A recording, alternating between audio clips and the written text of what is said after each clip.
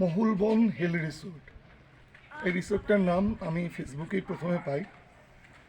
তা ফোনের অপর প্রান্তে যে কণ্ঠস্বরটা পেলাম তার সাথে কথা বলে আমার মধ্যে একটা নির্ভরতা তৈরি হলো।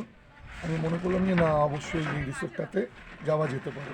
আমরা এরকম বেরিয়ে পড়ি গাড়ি নিয়ে, কর্মব্যস্ত জীবন থেকে যখনই 2-3 দিন বা 4 দিনের ছুটি পাই। তা পুরুলিয়া, বাঁকুড়া, পশ্চিম মেদিনীপুর এই জায়গাগুলো আমাদের, বহুবার আমরা এই জায়গাগুলোতে এসেছি। তবে এই রিসোর্টটার নামটা আলাদাভাবে আমার মধ্যে আগ্রহের সৃষ্টি করলো।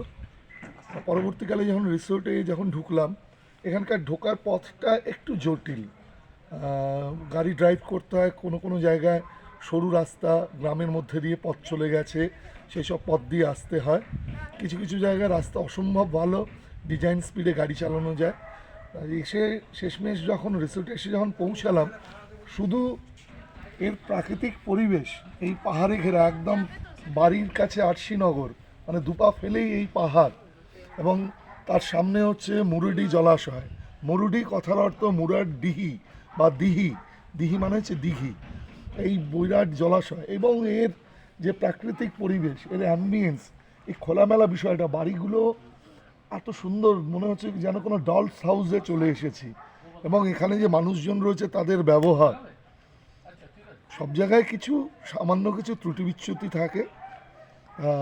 এনারা 100-র মধ্যে 95 পাবেন এনাদের আচার ব্যবহার, খাবার দাবার পরিবেশন সমস্ত কিছুতেই। ঠিক আছে, আমি কিছু সাজেশন দিয়েছি, সেটা ব্যক্তিগত ব্যাপার। কিন্তু আমি বলতে পারি যে আপনারা যারা এরকমভাবে ছুটিতে হুট করে বেরিয়ে পড়েন, বাঙালির এরকম অভিজ্ঞতা প্রচুর আছে, বাঙালি এভাবে বেরোতে ভালোবাসে। এখানে এলে কিন্তু 16 কলা 16 আনা পূর্ণ হবে। ধন্যবাদ। ওকে, থ্যাংক ইউ।